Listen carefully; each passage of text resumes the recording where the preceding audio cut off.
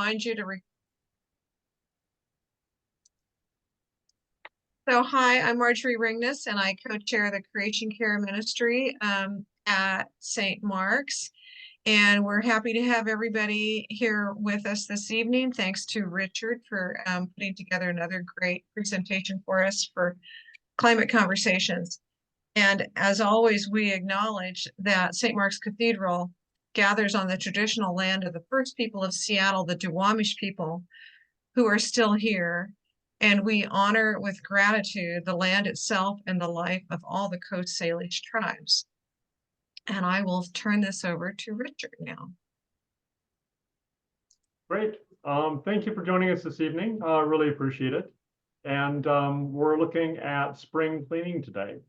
So we're going to take somewhat a different approach on it. We will start out with traditional spring cleaning and sort of decluttering and then that part of it, but then go beyond that to look at spring cleaning in our lives, which is a bit different.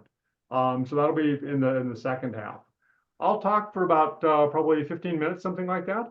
And then would welcome discussion and ideas and thoughts and whatever you're thinking about as a framework on that. And then second half, well, similar sort of thing. We'll have, I'll do presentation and then we'll have more discussion towards the end. And a lot of times we find that the discussion is the most fascinating part of it. But let's start with a prayer. Creator God, we confess that we have taken your gifts for granted. We have failed to care for seas and forests. We have broken our duty to steward the earth. Forgiving God, forgive us for the ways in which we contribute to this destruction. Forgive us for our lack of courage to resist endless consumerist growth. Gracious God, transform our hearts and minds that we may place the welfare of your earth before profit. Help us to live for the world's healing and our own, embolden us to challenge injustice and unsustainability. Amen.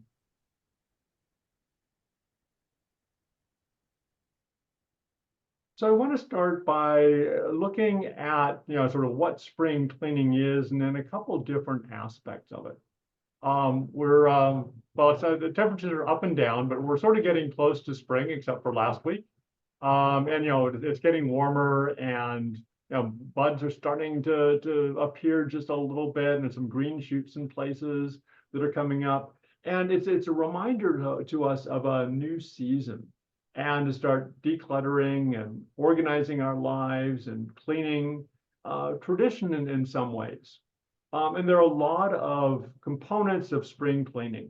One is to declutter and get rid of things that we no longer need or no longer use or no longer love. And we'll talk about ways to do that. There's a deep cleaning of our home and our garden we'll talk about. And then there's keeping what's productive in our lives and getting rid of what isn't productive. And I took a look at this and said, why do we do spring cleaning? It's sort of like we could do cleaning at any time of year, right? Well, historically, if you go back a few hundred years, homes were heated with wood or with coal. And so by the end of the winter, after you'd been burning wood or burning coal, there was a layer of soot and ash inside the house. And so it was definitely time to air out the house and clean and wipe everything up. Really interesting, because I hadn't really thought about that, because we're not using coal these days at all, or I'm not anyway, and fires are less common than they used to be in the house. So, but that's the historical context on it. But if we go beyond that, we look at spring cleaning can be a bit more for us. So the decluttering our homes looks at cleansing, but also creating space to think and for new projects, and living is refreshed and restored. And so we can look at spring cleaning for our mind and our spiritual life also. Part of the reason for that is that when we do cleaning, our mood is better, our stress is less, we have greater creativity. I look at it around me and it's sort of like, well, cleanliness is not my forte, as my wife reminds me. And then when I do clean up, stress goes down. It really does. So we can look at it in terms of decluttering relationships that aren't great, getting rid of some of the bad habits that we have, having positive thoughts and talk rather than negative, improving our physical health, And then that leads into reflection and mindfulness and personal growth. So there's the sort of the clean up the things, and then look at spring cleaning for our lives. And if we look at some of the spiritual aspects and go back to the Bible and looking at what we actually need to be doing, Ecclesiastes, there's a time for everything, a time to keep, and a time to throw away. And so anytime we look at decluttering as part of our spring cleaning, it really goes to that it is time to throw some things away. And different than what throw things away meant then, there's recycling we can do, there's giving that we can do, and donations, a variety of different ways to do it. In Matthew, we're reminded, do not store up for yourselves treasures on earth where moths and vermin destroy and where thieves break in and steal, but store up for yourselves treasures in heaven. The amount of things that we accumulate are just amazing. And we don't need all of that. Part of it's not buying it in the first place. But if we do have a lot around, the average person has more than 100 pieces of clothing in their closet. Absolutely amazing. But we don't need all of that. So look at storing up treasures in heaven. John 15, I am the true vine, my Father is the gardener. He cuts off every branch in me that bears no fruit, while every branch that does bear fruit, he prunes so that it will be even more fruitful. And that looks at sort of, we look at that in our personal lives as part of the spiritual spring cleaning. But it's also around us of, we're not cutting off branches necessarily, but we're taking things out of our life to make our lives cleaner. And then, what happens when we do this? It was interesting. I was reading one commentary. It's like this one, Luke 15. A woman has 10 silver coins, loses one. Doesn't she light a lamp, sweep the house, and search carefully until she finds it? I was actually doing a little bit of cleaning the other day. And it's like, oh, this is where that item was that I'd been, misplaced a long time ago. All of a sudden, I find things that I maybe didn't even realize I'd misplaced. It's absolutely wonderful and amazing. If we look at a framework for it, and then we'll look at sort of the how-to in a sense, we're looking at, we go around and we say there are a lot of different things in the house. So part of it is the cleaning and wiping and dusting and all that part of it. But part of it is going through the things in the house as well. And if we look at the things, whether it's clothing or books or cookware or furniture or gadgets or whatever else, we're looking at using or reusing things or donating things that are in good working shape for others to use if it's something we're not going to use. We can repurpose things. And we'll talk about that later, about how we can use objects in a different way rather than putting it in the trash and sending it to landfill. We can repair items and give it a new paint, new screws, new battery, whatever else. I am not good at repairing things. So, one example, there is the Help with Repair, the King County Eco Consumer. There are repair events around the city. And so you can get help with repairing things. And so the King County website has information on where you can go. And, if you're in other places, you can find similar sorts of things. So there is a lot of opportunity to either have someone help you with repairing or learn to repair yourself. You can go online to the YouTube videos and learn to repair. And some things can be refurbished as well, give it a new life, whether it's polishing it or fixing it or whatever it may be. But part of it also is changing our everyday actions as part of our screen cleaning. Think about how we can buy less when we're going through the things we have. We come up with things that are around. Next time you go shopping, think about what you just threw away, and do you really need to buy something new again? So do you already have something similar? Is it something you didn't use for ages and threw away? And it's looking at some self-control, hard for me as well. Rethink the purchases, look at what you're purchasing and how much packaging is there. What's the company you're buying it from like? Is it one of the fast fashion companies that's simply using polyester from oil for things that'll be thrown away quickly? Or is it a company like Patagonia that's making things to last, that'll be around for a long time and using more eco-friendly ways of making things? You can buy used things rather than new things. You're voting with your money, and that will influence what corporations do as well. And then you can take along your reusable bag, your water bottle, your straw, your silverware, your container, so that you're not using as many things as well. And another thing is making cleaning a joy. Yeah, it's like, oh man, I've got to spend a whole lot of time cleaning. How do we make it joyful? Well, put on some music, get in comfortable clothes, relax, take time to figure out what you're going to do so that you're a bit organized rather than just jumping into it. And it can be much more pleasant. Create to-do lists, and we'll talk about those in a minute. Follow a schedule on it. Not everything needs to be done today. You could do it over the next few days, next few weeks, but put that schedule together and do different rooms in the house, different types of things. Prepare the boxes that you need for keeping things that you want to put away, or donating things, or putting in the trash so that you actually do something and keep it or get rid of it. I tend to keep some things around for years, and it's like 5 years later, it's like, why do I still have that here? Well, someday I'll need it. And another 5 years goes by and I still haven't used it, but I hate to throw things away. But it is looking at it and actually throwing things away or donating it, or or recycling.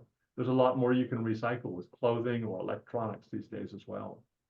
Do one section of your home at a time, and take items off one at a time. And for a sense of accomplishment, take a before photo and an after photo. And you really feel, when it's cleaner and you've decluttered, you really feel a sense of accomplishment. It can be wonderful. So I looked to some gurus because, I'm not necessarily the guru on spring cleaning. But Martha Stewart has a checklist for what to do. Makes my life really easy.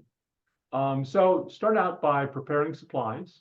That means getting something, the dust rags together or the mops together, getting the cleaning materials together, and we'll talk about some more eco-friendly materials. So it can be polishing things, or it can be a variety that you do. And so get your supplies together, get those boxes together to take things to storage inside the house, or to recycling, or donations, or even trash. Start out by cleaning the baseboards in the house, then dust and mop and vacuum. Once you've cleaned the walls and the baseboards, then you dust, because stuff will come off the ceilings and lights and walls and baseboards. And so that's the time to dust and vacuum and mop. Cleaning doors and windows. It's, cleaning windows we think about. Cleaning doors we may not think about. How often have you cleaned your doors? Well, I can tell you how often I've cleaned mine, and this checklist is quite good for me because they do get dust on them, and it's something that we can do. Furniture and appliances, under and over. A lot of times what we do is over, sort of cleaning the top of the furniture and polishing, or leather that we have. We're cleaning the leather, or we're cleaning the top of and the sides of the refrigerator or stove. We're not going underneath. We're not going in back. And it is cleaning the whole thing. On refrigerators, one of the biggest problems is simply the dust that accumulates in back. And that can increase electricity usage by 5, 10, 15% if we don't clean it off. There are things that are under the sofa that are need to be cleaned out. Cleaning carpets and curtains.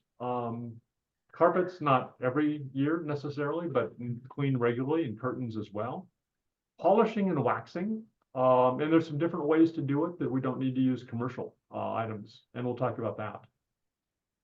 And then reusing or recycling. That'll be a continuing theme as we go through. And there are lots of different things that we can do. There are pros and cons on the Marie Kondo method, but I do throw that in because she is so well known for cleaning. And I'm not going to go through all of the parts on this, but just a couple things that stood out for me. Keeping things that spark joy, sort of like the stuff that's been there for a long time that I'm not going to use, and sort of like, why is this here anymore? Think of, when you pick things up and look at what you're going to do with it, think about whether it is something that you still like. Or if it's clothing that you think you're not going to use, that just not as joyful for you, and you're like, well, 10 years from now I may wear this. Donate it, because someone else may find it very wonderful. Same thing with books.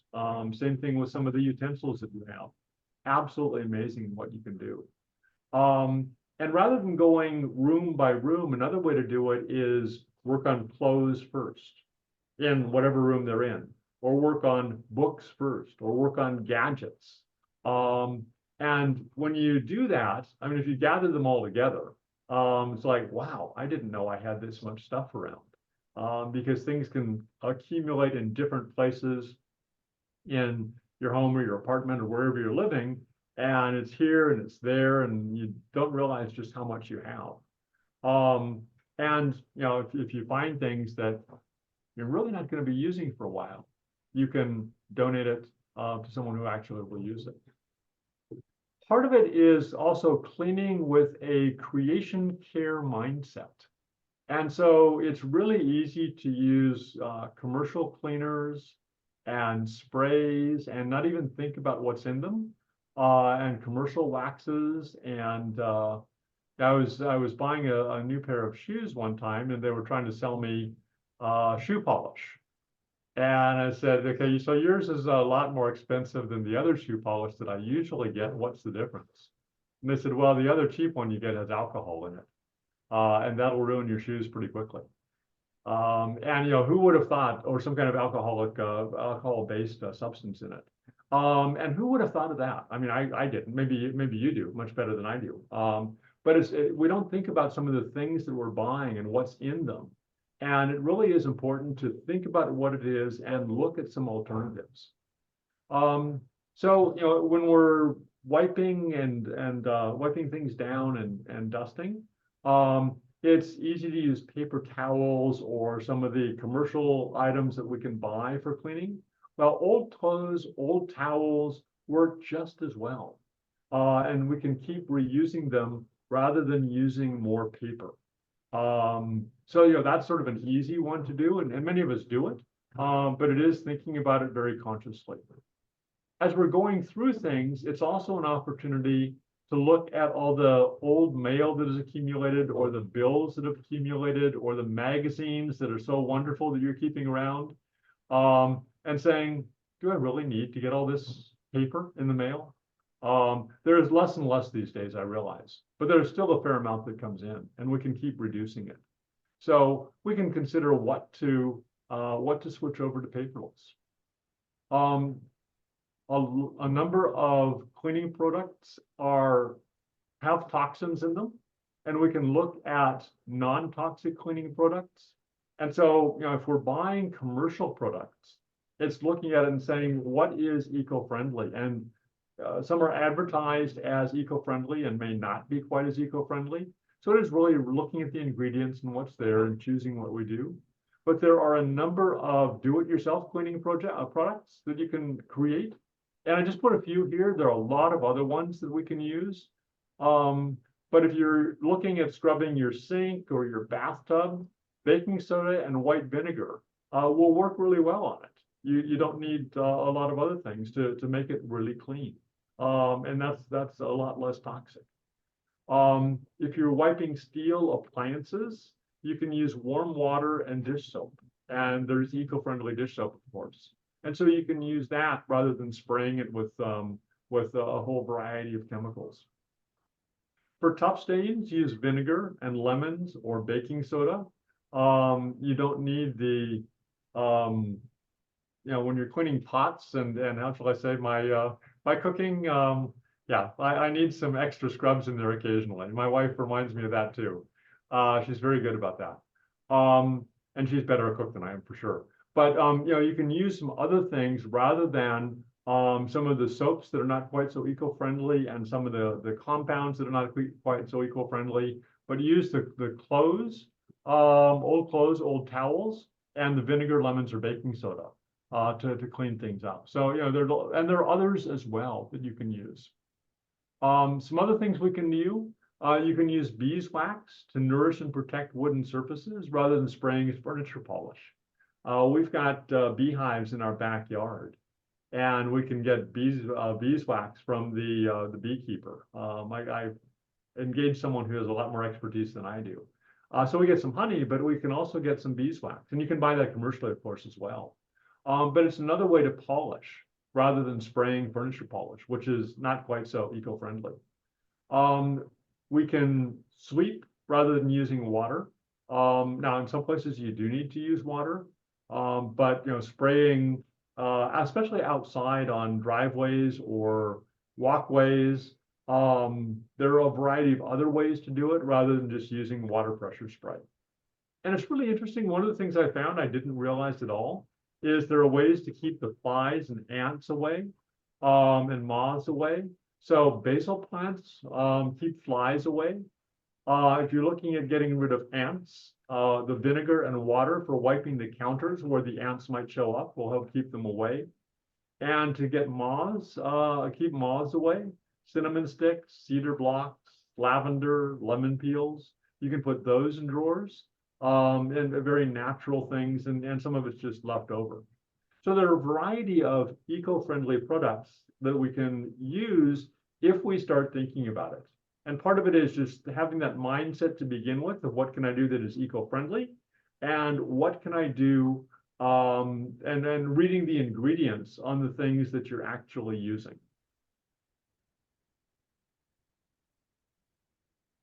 So those are some ideas, and I want to just stop sharing for a while, open it up to discussion, and see what ideas and comments people may have. Now, what you do, what you may use, things that you do to make spring cleaning or cleaning at any time more effective. Thoughts?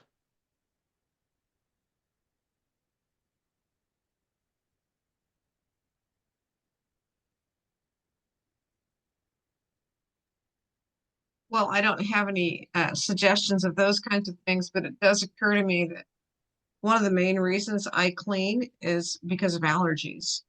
And I don't really think about it too much until I start realizing that my eyes are itching or that I'm, sneezing more. And then it's like, yeah, that's right. I need to go dust and vacuum or something like that. So there's that advantage to doing the cleaning.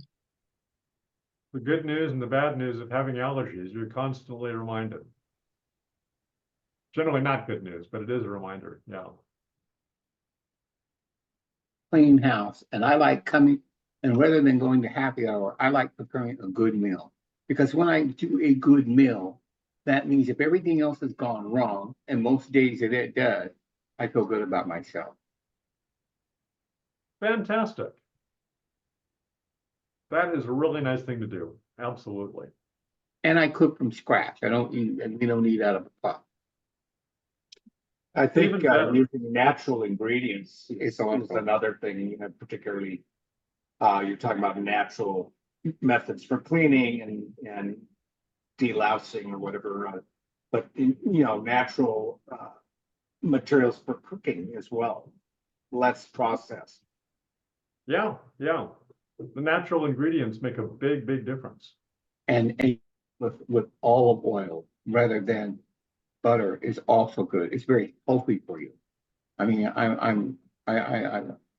really practice this. I don't like, there's some things I don't like, but I try to use the olive oil because it's very healthy for you. It cleanses it. It cleanses you as well. We need to share recipes or something else. Oh, I got lots of recipes. I have my meals planned 6 months in advance. So if it's a cold day, we can have a soup. If it's a hot day, we can have maybe a homemade vinaigrette pasta. See, and I keep certain things on hand all the time, regardless of what it is or anything. Yeah. Yeah, on that side of things, one of the things that I've started looking at as well is the Teflon coating on pots and pans that I used to think was good, and I'm realizing it's not so good. And then the plastic for storage, I'm learning about microplastics and how many I must have inside of me at this point. And I, didn't think of some of those things for a long time because plastic is so convenient. And what I wrap some of the leftovers in, it's the containers that I use or the it used to be saran wrap type of thing, and it's like, that may not be so good. So there's a lot that goes along with that as well. Everything is airtight. So when I put the lid on it, nothing can get in it. Because I mean, I don't know, no. Plastic water bottles are a big one. Oh, I don't use. Not only the waste and throwing them away, but again, as you said, Richard, the microplastics that you're ingesting. Yeah. Nice. A container water bottle. This is what I use to drink water, and I take it with me. That is much better. Yeah.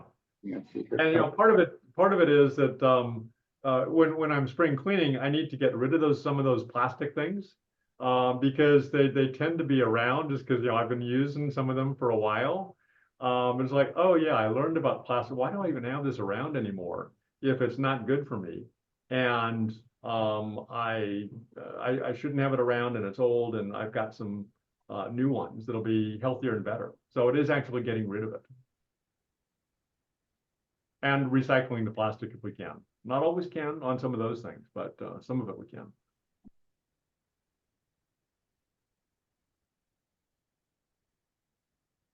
Other ideas? Other suggestions, techniques people have? please take care of yourself. Get 8 hours sleep and eat properly. And always eat breakfast as a first meal so you can get up and go. This is good. You're going to make us all healthier. This is great. Well, I don't have a heart problem, so I don't have a choice. So I'm somebody who loves reading Marie Kondo. I mean, I used to, the thing about what gives you joy. And I mean, it's just so inspiring. And it's so inspiring to hear what you say, Richard, about how wonderful I'm going to feel if I do it. And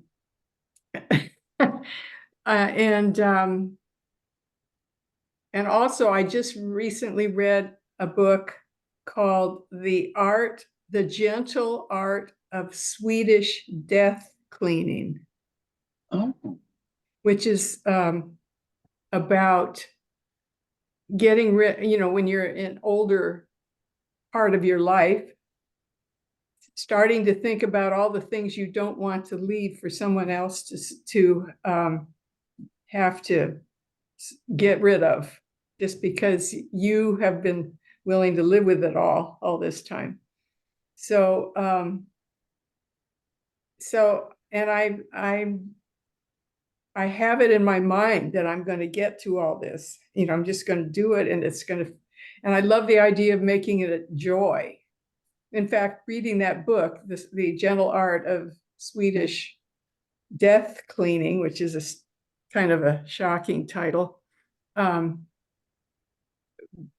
She has a very upbeat tone to her writing, and it makes me think that maybe my image of what it's going to be like is very negative, and that I don't really need to think of it that way. I can redo my mindset about how lacking in honorousness it really is.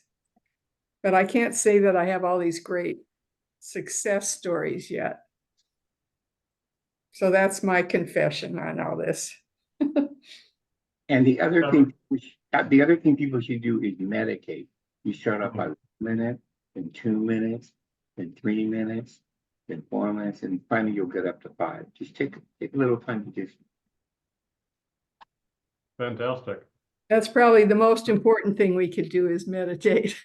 Exactly. Ruth, it's interesting because I had to clean out my things my father had around, and then my uncle had around after they passed away about 6 years ago. And it sort of made me realize, oh, there was a lot of stuff around, and they thought that we would want all of that stuff or whatever. It's like I was going through my mother's high school reports, and after having done that, okay, I'm not the only one. This is good news.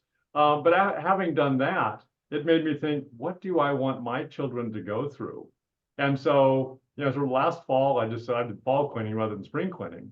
But I started on it and said, there's some stuff I can just dump. I'm the paper I can recycle. that I don't think my kids are gonna want my high school report cards or something like that. Yeah, good point on it. Yeah, that kind of stuff is just around, you know. So. Fantastic. Well, let me sort of move on to the second part. And then there will be a time for discussion later as well, because it starts out sort of a continuation of what we've been talking about, and then shifts to a new direction and a little bit of some different ways of thinking about it. So how do we make decluttering low stress? Because sometimes it's like it's this overwhelming, and part of it was what Ruth was just saying of I'm going to get to those papers, boxes, whatever it is someday. It's well, I don't want stress of all that doing that stuff, but tackle one category at a time or one box at a time or whatever it may be. Rather than saying I'm going to do everything at once, the next 5 weekends are going to be my decluttering. So we can tackle one category, spread it out a little bit. We can go through our wardrobe automatically, and put stuff, look at it, and if we haven't worn stuff, sort of put stuff in a certain order so we know if we haven't worn something for a while, we can donate it. There's some things that just haven't been worn for a while. I finally donated a couple of suits last year that I hadn't worn for about 20 years. And so like, well, they're still in good shape. Maybe I'll wear them someday. But given that so much more is work from home and there are so few things, everything is business casual, the chances of that are low, but there may be people that can actually use the suits because you need them every once in a while. Scanning things, so photos and whatever else from PhotoScan. If anybody has ideas of what to do with slides, I'd be grateful. But scanning papers, scanning pictures is another thing to do. Make donating part of your routine. And then another one is gamifying it. One example is doing 20 items in 20 minutes, or 20 items in 10 minutes, or whatever it is. And just saying, okay, it's a little bit of a game to make sure I can get through all this in a certain amount of time. And then I get a reward after the game.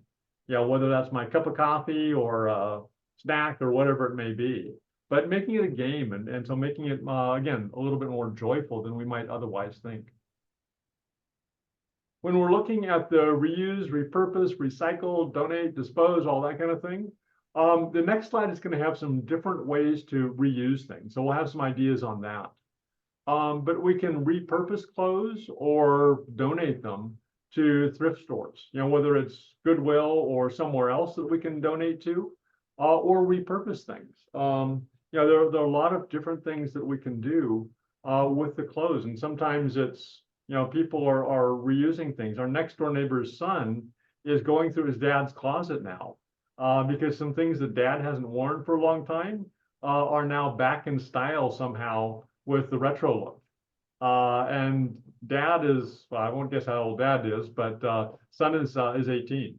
So he's reusing it, repurposing it for high school dances and whatever else. It's just really cool. And otherwise donate it. There is textile recycling. And some of that it's more often with pure cotton these days, or pure wool, so the natural fabrics. But gradually, there are companies around that are able to do the polyester cotton blends and take out both for recycling. So that's less common these days, but it's beginning to be possible to do. So we can look around for that as well. I had some misconceptions about recycling until we had our climate conversation last year on recycling, and I found out, whoops, I've been doing a couple things wrong. But there is a Seattle Public Utilities website that says what can we recycle, what can we not recycle, and we can make sure that we're doing it correctly. We can also sell unwanted items. So whether it's eBay or some other ones, we can resell things. And for me, they're not going to make a whole lot of money necessarily, but if somebody else can use it again, absolutely fantastic. I found out that Goodwill sells things online.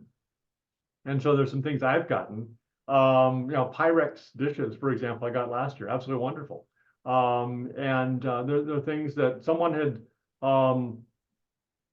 donated and it is being sold, but I could sell things myself as well, whether it's clothes or other items, and we can consider that.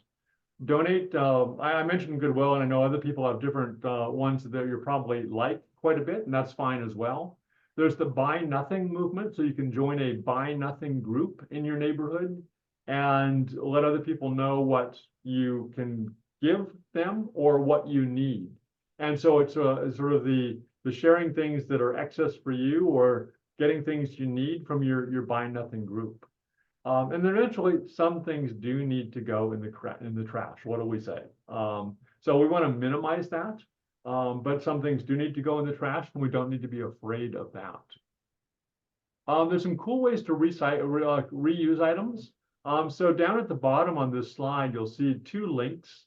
There's about a 5-minute YouTube video that shows how to do some things that I thought is really interesting. And whether it's towels or toilet paper rolls, bags, bottles, crayons, containers, you name it.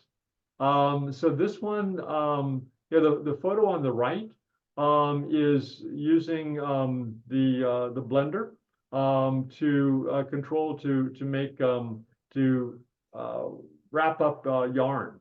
But you can use the toilet rolls as a kitchen knife case, just to make it a little bit safer. You can make toys out of it. There's some really cute toys you can do. There are pom-poms you can do. Crayons you can turn into candles.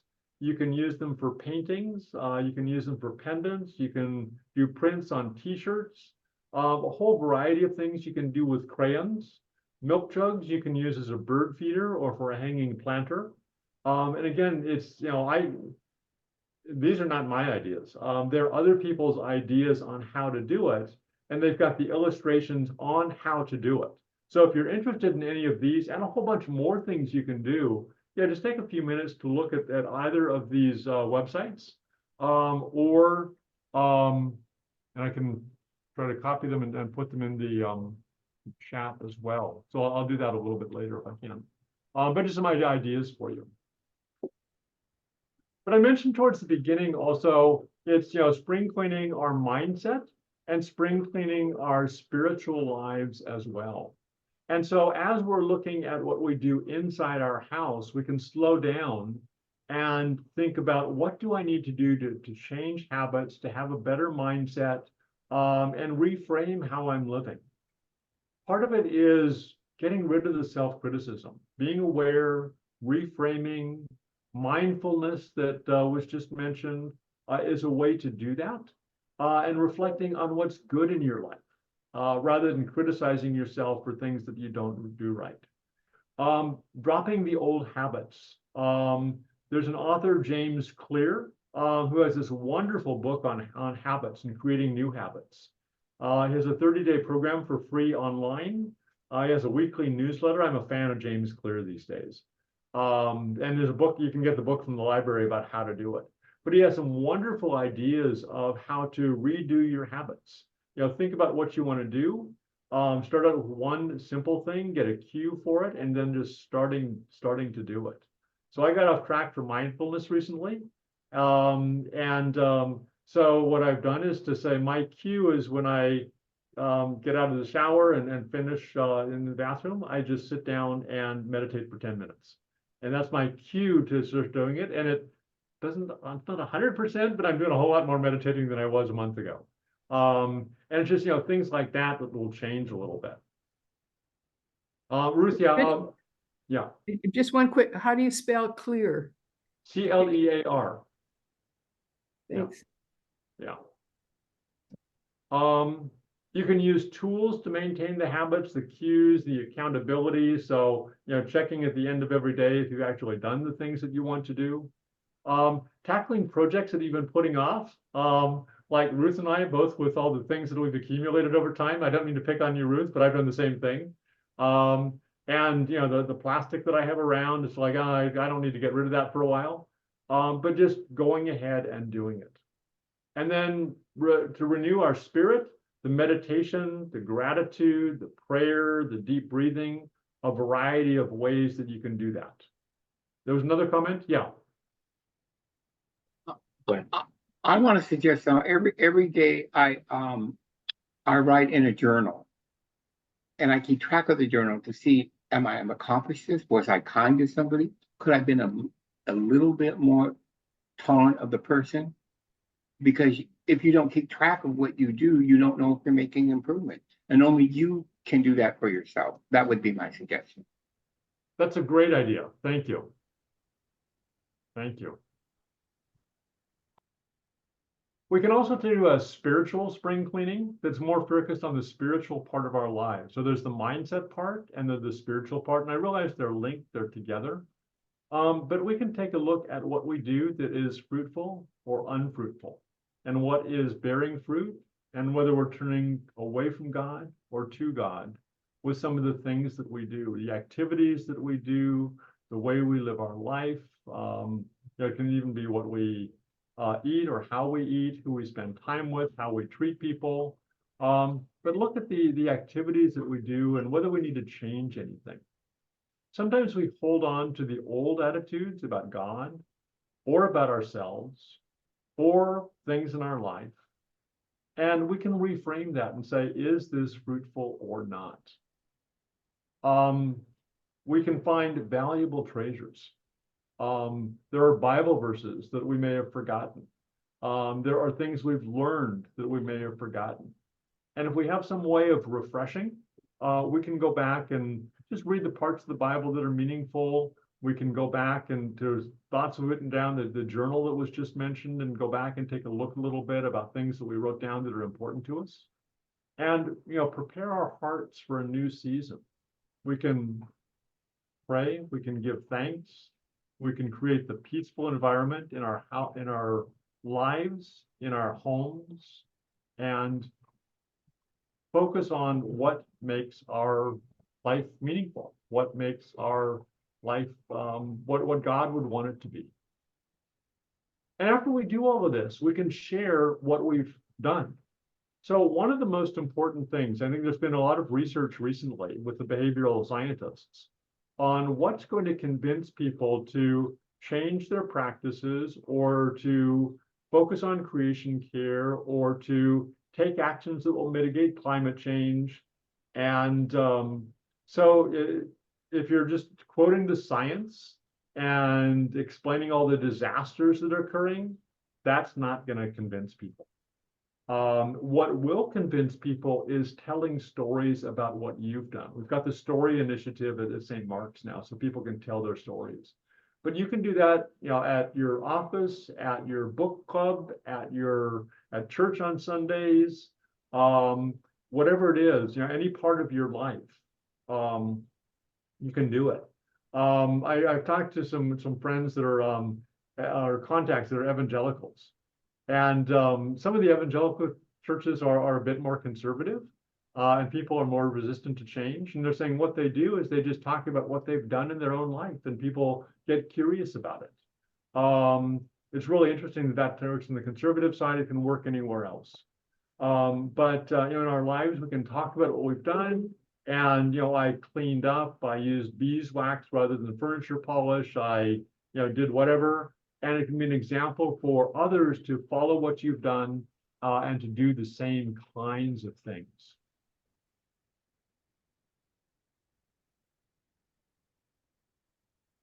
So I want to open it to give up again and just ask for a few thoughts on what we can do on mindset changes, spiritual changes, reuse. We've gotten good ideas. So what else?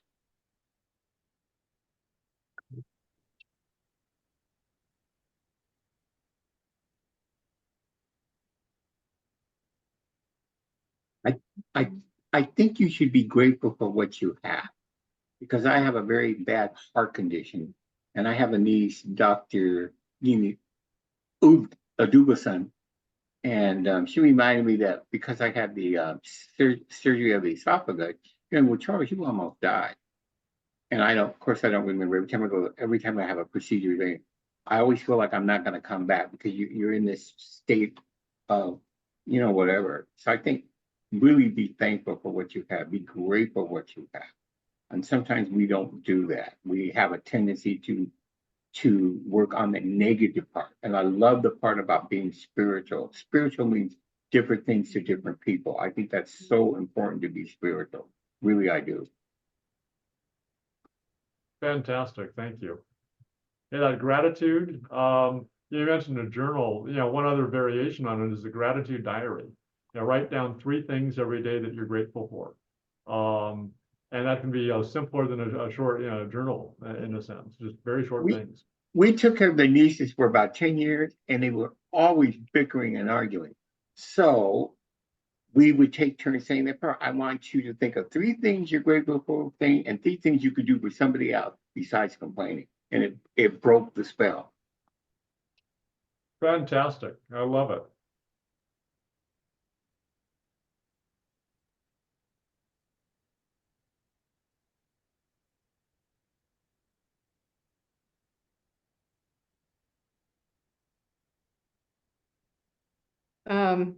I'll talk about some spring cleaning I did with my mind. Was I started to realize that I had an old habit of thinking about God as though God had eyes and was watching me to see if I was good or bad. And it came from the poem that I learned as a little girl. There was a little girl who had a little curl in the middle of her forehead. And when she was good, she was very, very good. And when she was bad, she was horrid. It was an ingrained thing from way, way back. And starting to be more conscious of how to practice remembering that that's just not what God is, was kind of like a spring, a little piece of spring cleaning that I didn't really realize was having that much effect on me. That's fantastic. Yeah. Yeah, that's wonderful. Thank you. Yeah, and some of those things that we grew up with a long time ago, which is, they every once in a while I sort of catch myself and sort of like, oh yeah, that's what I learned from Dad when I was 7 years old or something like that. Yeah. Yeah. And Yeah, another one that I've been spring cleaning about in my mind is this picture that I grew up with of a Dutch boy, and I'm Dutch, holding his finger in the dike. Oh yeah. As though it was so important that he stuck with this and was the only person in the whole world who could save this. Was another thing to let go of. I mean, to think how freeing it is to realize you don't have to but keep your finger as the only finger in the dike, kind of thing. 2 examples. No, that's a really good point because, in organizations that I'm in, sometimes it's like, well, Richard has such good ideas, he should just continue on. In reality, the success is nurturing those other people. And the little boy getting all his friends in rather than holding it all himself, or, bringing in the successors or whatever. Really good example, Ruth. Thank you. And that's a mindset change, Yeah. And, if we're talking about, things around the house too, it's, some of us will live on our own and some of us will have a family around. And so it may be, getting other people involved as well, saying rather than it's just us or just me.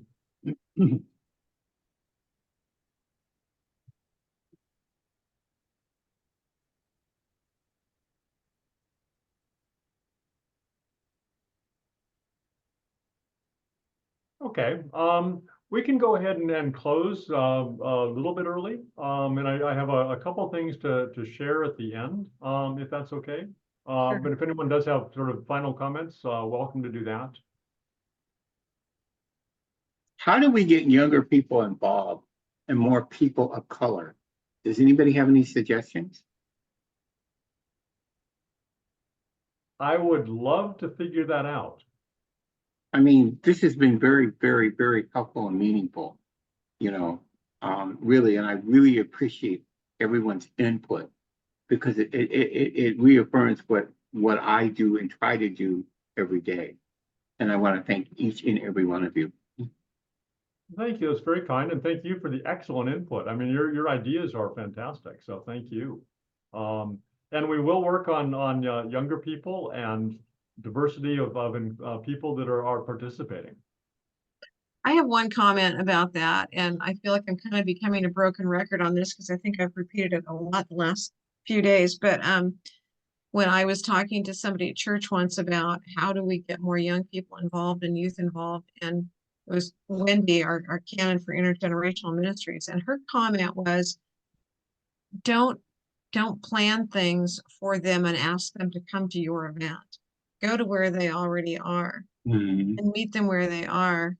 And this lets me put in a little plug for a play this Sunday that one of our youth at St. Mark's is involved in called The Sunless Scar. It's a youth production at ACT Sunday at 2 p.m. and several of us are going to that to support her. And I don't even know this person honestly, but it's also a play about climate change and how youth feel about climate change and what that's doing to their future. So I'm really looking forward to that. That's an example where that is not something we planned. But I'm hoping many of us will go and be part of the discussion afterwards. So, and then Fantastic. another thing we're doing when you talk about diversity, we have a group at St. Mark's called Queer in Christ. And they are meeting, well, they meet a lot, but they do meet every month. And Sunday night, April 7th, they're having a discussion around climate change with our good friend Lisa Gromlich, who many of us know from Creation Care presentations before. And so that's another opportunity for us to be in conversation with queer folks that many of us might not normally be in a conversation with. And it's all around creation care and climate change. So going to where people are, I think, is the thing I keep hearing. Nice. Thank you. Thank you. I like to end with quotes and then we'll have a prayer to close, but these, and I look around for quotes that I think are interesting, but William Morris was an architect and philosopher and author in the 1800s. Have nothing in your house that you do not know to be useful or believe to be beautiful. And I look around my house and it's like, I need to make a few changes here. And then, Peter Walsh is an Australian who does a lot of coaching for people and performance coaching. What I know for sure is that when you declutter, whether it's in your home, your head, or your heart, it is astounding what will flow into that space that will enrich you, your life, and your family. So just some thoughts for closing. And let's close with a prayer. God, we thank you for the resources of the world and for the many goods available to us. Grant us wisdom and restraint in our spending and consumption. Grant us inspiration in the reuse and recycling of resources. Help us to find ways to lead lives that respect and revere your creation, that provide sustainability for future generations, and that teach others to respect the beauty and wonder of your creation. Amen.